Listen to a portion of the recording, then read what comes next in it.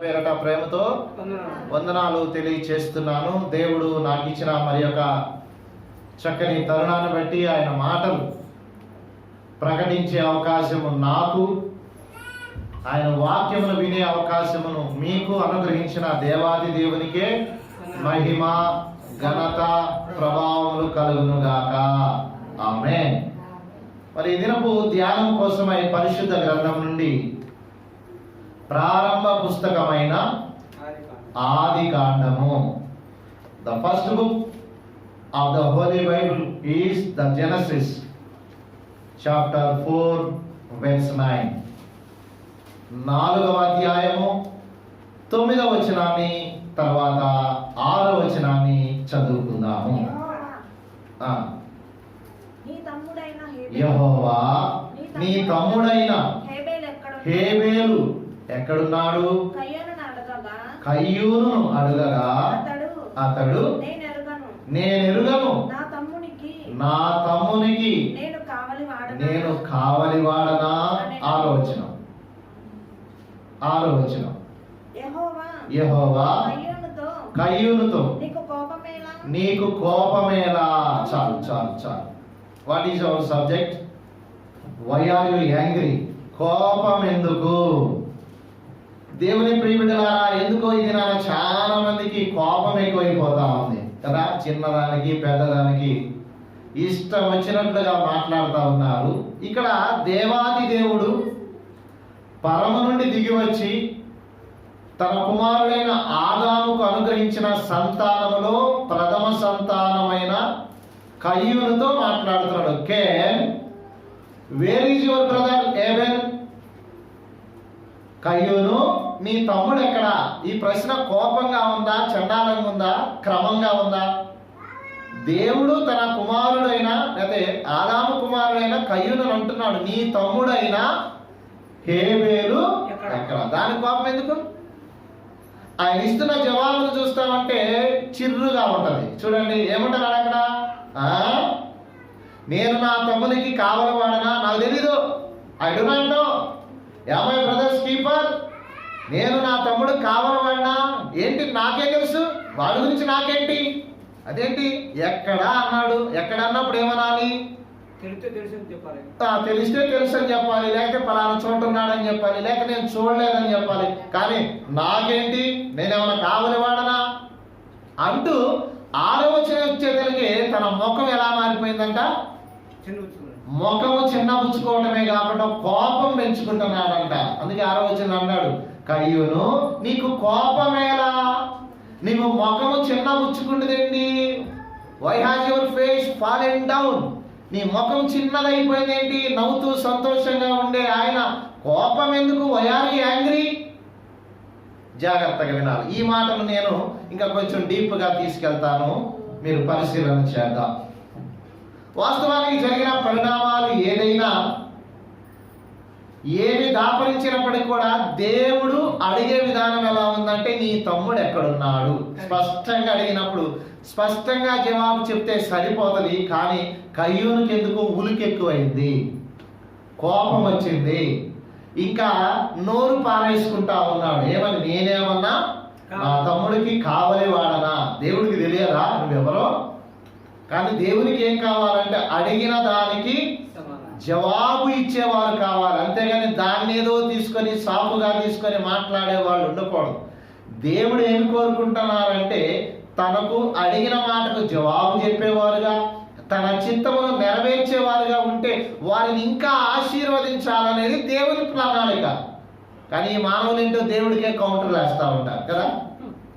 చాలా చోట్ల దేవుడు అంటే దేవుడు లేడు అంటాడు ఒకడు, దేవుడిని నువ్వు చూసావా అంటాడు ఒకడు, అంతేనా? దేవుడు నీకు కనపడ్డాడా అంటాడు ఒకడు. దేవుడు ఎవరు అసలు? Who is God? God is a spirit. దేవుడు ఎవరు? ఆత్మ. ఆత్మ అయిన దేవుడు ఎలా కనపడతాడు? వాడు అంటాడు చేదస్తపు మాట ఏంటి? నువ్వు చూసావా? నీకు కనపడ్డాడా? ఆత్మ ఉన్న దేవుడు స్పష్టంగా పలానున్నాడు అంటే ఏంటి? కొంతమందికి ఏంటంటే మాట్లాడాలని మాట్లాడుతూ ఉంటారు, కొంతమంది ఏం చేస్తారంటే చిక్కుల్లో పెట్టాలని మాట్లాడుతూ ఉంటారు. దేవుని దగ్గరికి వచ్చేటప్పటికి జ్ఞానమును ప్రదర్శించకూడదు. We do not show our ignorance. నాకేదో ఉందని దేవుని దగ్గరికి వచ్చిన తర్వాత బట్టి దేవుడు ఎవరు? అనంత జ్ఞాని, అంతేనా? సూపర్ న్యాచురల్ పవర్ అన్నారు. నువ్వే ఒక శక్తి అయితే ఆయన అనంత శక్తి, అందరంత శక్తి. ఆయనకే నువ్వు బోధించాలి, ఆయనకే నువ్వు కౌంటర్ వేయాలి, ఆయనకే చెప్తే చెల్లిద్ది అనుకుంటే నీ భ్రమ. నువ్వు భూమి మీద ఎంత? భూమి మీద నీ వయసు ఎంత? భూమి మీద నీ ఆకారం ఎంత? చాలా చిన్నది. కనుక ఆ సబ్జెక్టును నేను ముందుకు తీసుకుని పోతున్నా. I would like to bring forward into deep about my subject.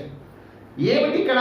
దేవుడు అడిగిన దానికి ఆయనకు కోపం వచ్చింది. అంటే ఇది చేయవా అనే దానికి చేస్తానంటే చేస్తాను, చేయను అంటే చేయను అంటే దేవుడు దానికి ఇంకొక మార్గం. ఏంటయా నువ్వు నాకు చెప్పేది ఏంటి అన్నావు అనుకో, అర్థం ఏమైనా ఉన్నదా? ఒక ఉదాహరణను నేను మీ వద్దకు తీసుకొని వస్తున్నాను. ఒకసారి పైకి చూద్దాం.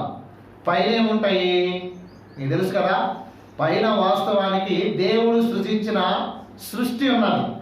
ఆ సృష్టిని ఒకసారి దేవుడు ఇలా పరిశీలన చేయాలనుకున్నప్పుడు ఆయనకు ఒక పక్షి తారసపడతా ఉంది. ఆ పక్షి పేరే 17వ అధ్యాయము రాజులు మొదటి గ్రంథము, the first book of Kings. రాజులు మొదటి గ్రంథము 17వ అధ్యాయము 6వ వచనం చదువుదామా?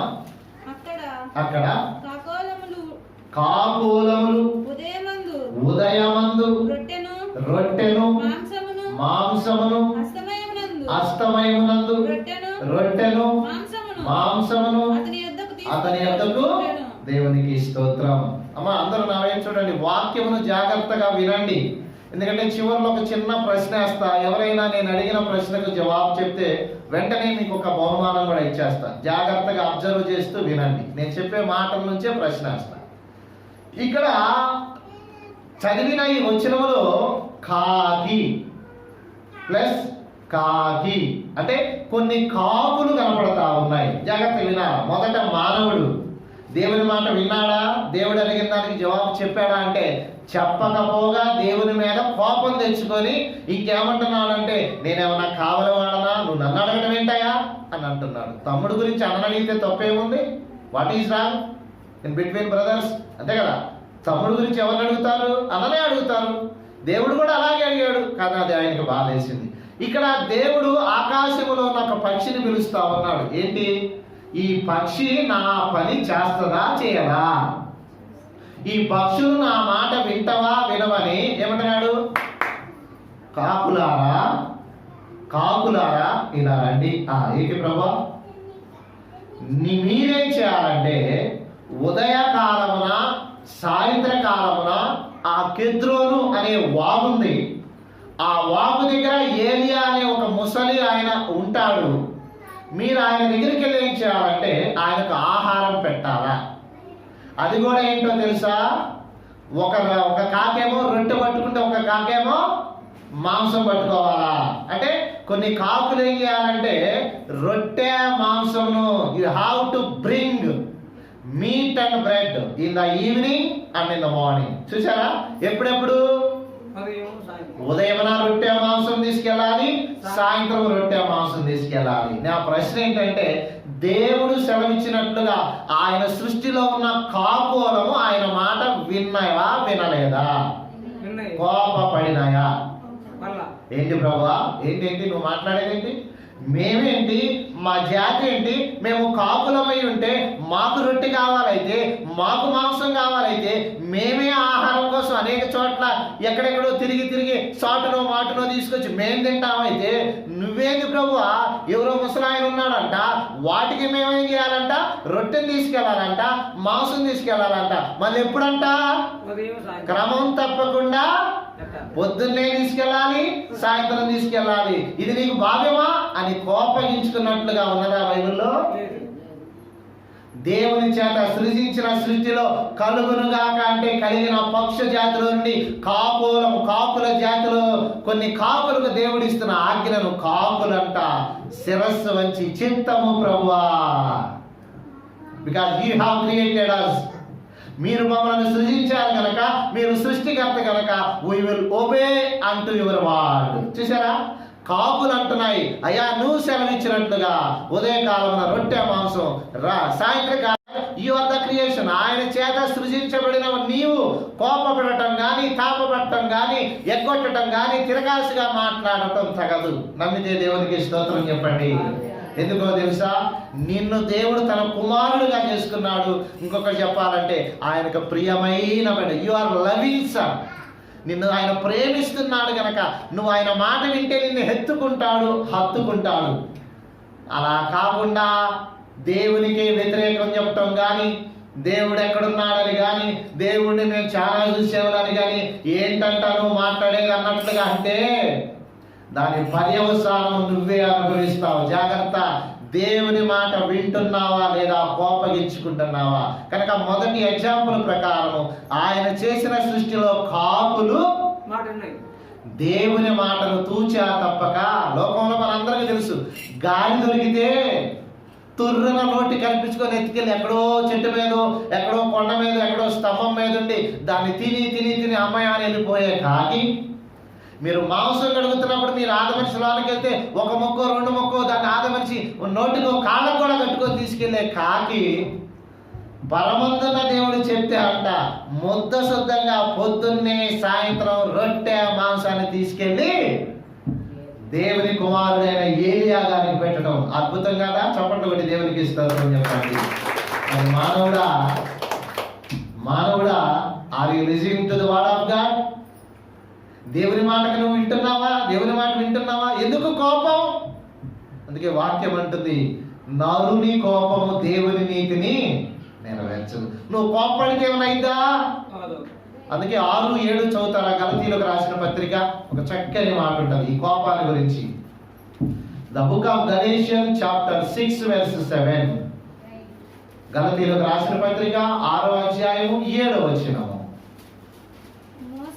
మోసపోకుడి, దేవుడు వెక్కిరింపబడడు. మనుష్యుడు ఏమి విత్తును ఆ పంటనే కోయను. విన్నారా? Do not be mocked. Whatsoever man soweth, that he will also reap. నువ్వు ఏమి విత్తుతావు? ఇప్పుడు మీరు చెప్పండి, కోపాన్ని విత్తితే కోసే పంట కూడా కోపంగానే ఉంటది. నువ్వే అనుకుంటే నీకన్నా బాబులురా అంటారు కొంతమంది, చూసారా?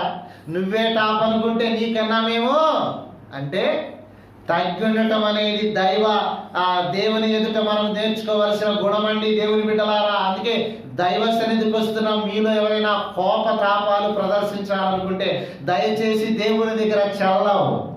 ఎందుకో తెలుసా? ఆయనే మహాకోపి. వాక్యంలో మీరు చూస్తే అసలు హడలెత్తిపోయే మాట ఏంటి తెలుసా? మీకే ముక్కు మీద కోపం ఉందంటే దేవుడంట మహాకోపి అని రాయబడింది. మరి ఆయన కోపగించుకుంటే నీకే కోపం అంటే, ఓ మా అమ్మకు కోపం వస్తే, మా నాన్న కోపం వస్తే తట్టుకోలేమండి రే, నాకు కానీ కోపం వచ్చిందా అంటారు మీరు. మరి దేవుని కోపం వస్తే, నీకు కోపం వస్తే చెంప మీద కొడతావు, అంతేనా? నీకేం కొడతావు? అంతకుమించి ఏం చేస్తావు? లేదా లాగిచ్చి నడు మీద గుద్దుతావు. కానీ దేవుని కోపం వస్తే, దేవుడు కన్నెర చేస్తే, అందుకే అప్పుడప్పుడు ప్రకృతి కన్నెర చేస్తూ ఉంటది. సునామీ రూపంలో నిన్న కూడా వచ్చింది తెలుసా మీకు? నిన్న కూడా భూకంపం వచ్చింది. భూకంపం అనేది దేవుని చేతిలో ఉన్న ఆయుధం. ప్రకృతి అనేది దేవుని చేతిలో ఉన్న ఆయుధం. గాలి, నీరు, అగ్ని అనే పంచభూతాలు 5 ఉంటాయి కదా, అవనేవి దేవుని చేతిలో ఉన్న ఆయుధాలు. వాటిని దేవుడు సమయానుకూలంగా వదిలితే నువ్వు ఎక్కడుంటావు? Where is your location, where is your home town అని లెక్క చూసుకోవాలి కనుక జాగ్రత్త. ఇక రెండవ విషయానికి వచ్చేసరికి కింద చూద్దాం. పైన చూస్తే కాకి కనపడింది, కింద చూస్తే భూమి మీద ఉన్న జంతువుల్లో నుంచి ఒక జంతువును మనం కొంచెం పరిశీలన చేద్దాం. అది కూడా పెద్ద జంతువు జోలికి వెళ్దాం. అడవికి రాజు దగ్గరికి వెళ్దామా? అడవికి రాజు ఎవరు? Who is the king of the forest? Is the lion. అడవికి రాజు సింహము. ఈ సింహానికి దేవుడు ఒక దినాన ఒక ఆజ్ఞ ఇవ్వాలనుకుంటున్నాడు. ఎంత మంచి ఆజ్ఞ అంటే, వాస్తవానికి సింహం ఎప్పుడు కూడా వేటాడుతూ రుచిగల భోజ్యము తినాలని, నిగనిగలాడుతున్న రక్తాన్ని తాగాలనేది సింహపు యొక్క యాంబిషన్. చక్కని జంతువును పట్టాలా, లేదా చక్కని మనిషిని పట్టాలా, వాడి ఎముకలు కొరకాలా, ముందు చక్కగా రక్తం తాగాలని ఆశపడతా ఉంటే దేవుడు అంటున్నాడు, ఈ దినాన నేను నీ దగ్గరికి ఒక మనుషుని పంపిస్తా, ఆ మనుషుని విషయంలో నోరు మూసుకోవాలి. నువ్వు ఎంతో మందిని నువ్వు చంపుంటావు, ఎంతో మందిని తినుంటావు, ఎంతో మందిని చంపడానికి కారకుడు అయింది. ఎందుకంటే you are the boss of the forest. అంతేగా, నువ్వు అడవికే బాస్ కనుక నువ్వు చంపాలనుకున్న దేన్నైనా చంపగలిగే అంత శక్తి నీకు ఇచ్చా. కానీ ఇప్పుడు my order is you don't harm anything to my son whose name is Daniel. దానియేలు రాసిన గ్రంథము 6వ అధ్యాయము 24వ వచనాన్ని చదువుకుందామా. రాజు ఆజ్ఞేయంగా దానియేలు మీద నింద మోపిన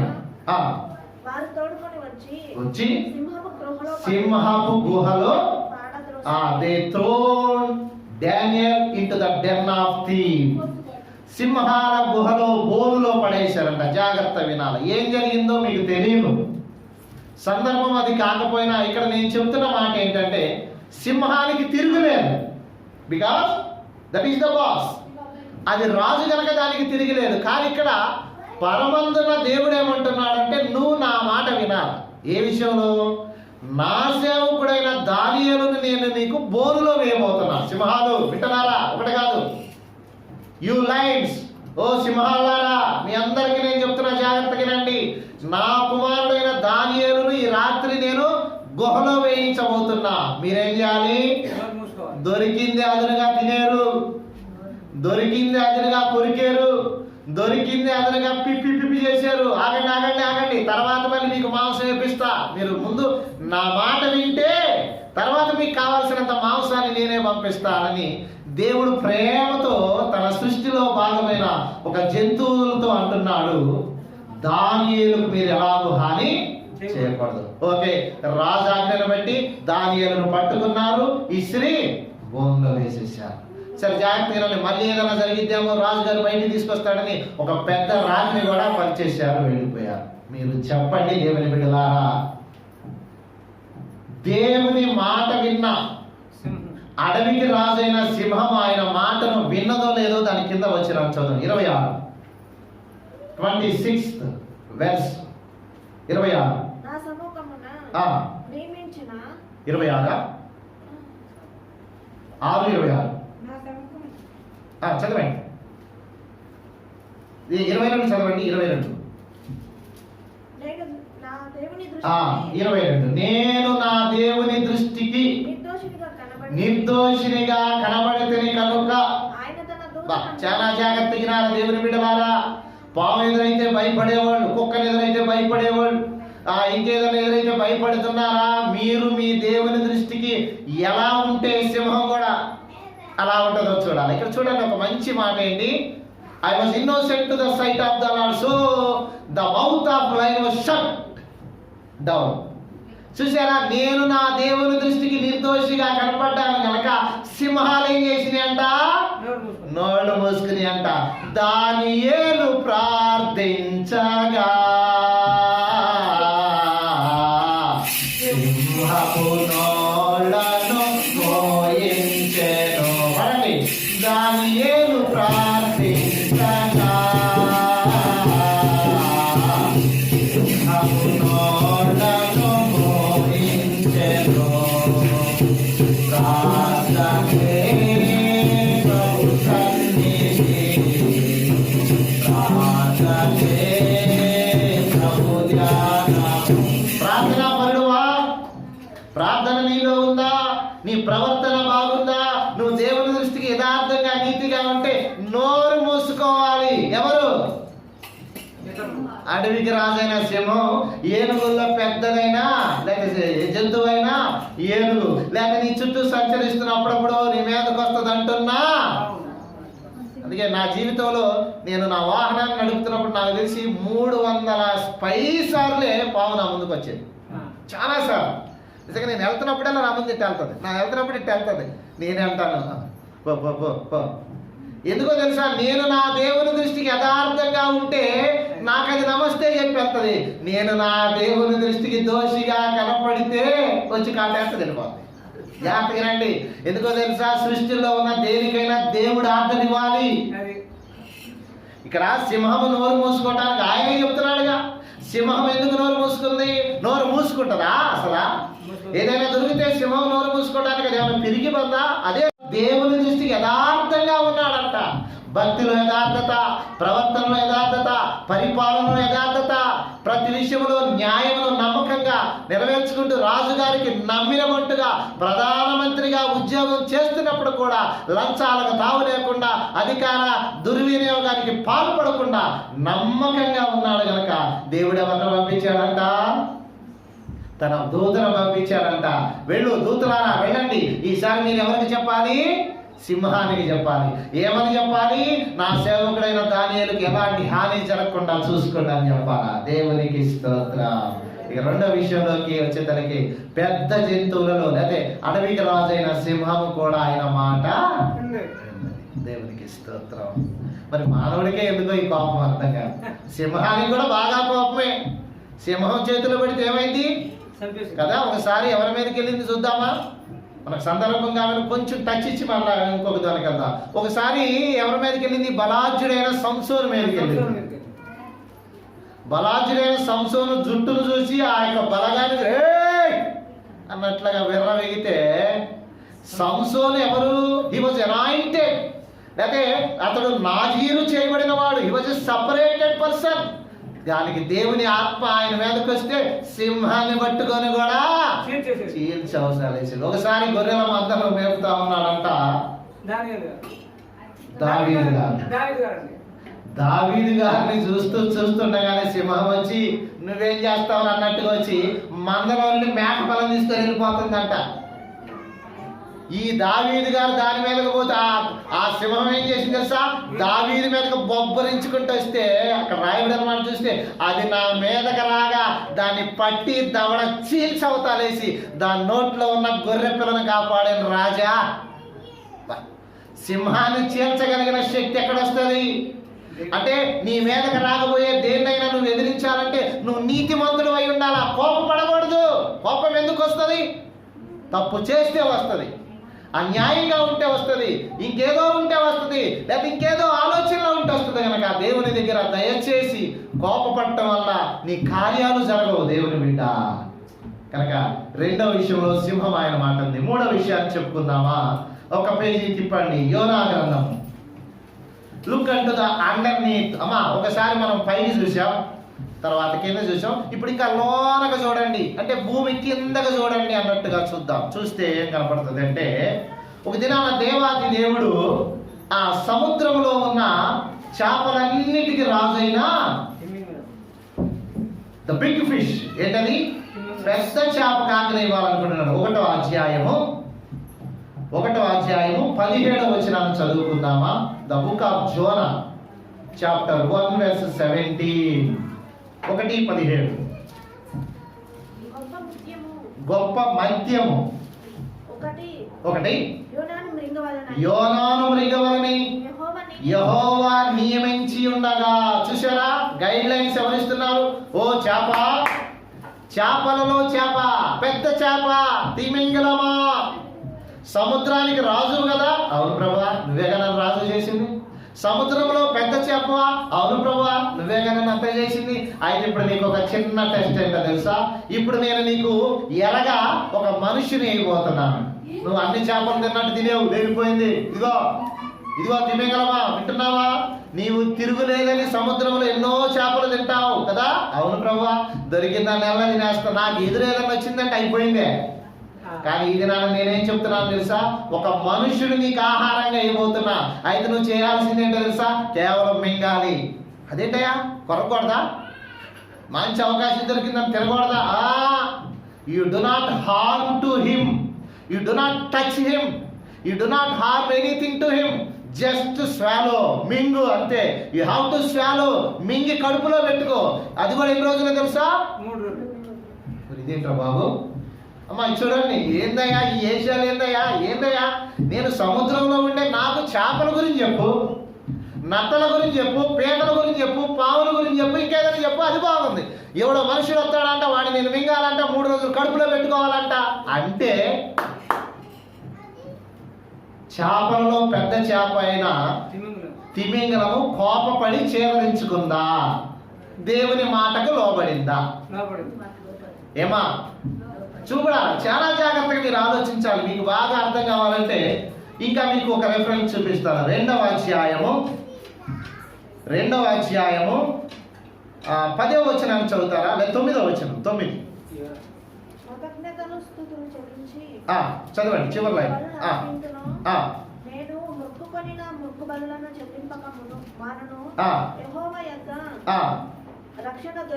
ఓకే, 10. అంతలో యెహోవా మద్యమునకు ఆజ్ఞ ఇయ్యగా అది యోనాను నేల మీద కక్కెను. దేవునికి స్తోత్రం. చూసారు, ఎక్కడైనా చరిత్రలో ఉందా? చేపకి చేప దొరికితే దాన్ని మళ్ళీ 3 రోజులు కడుపులో పెట్టుకొని ఒడ్డు మీద కక్కటం మనం ఎక్కడైనా చూస్తామా?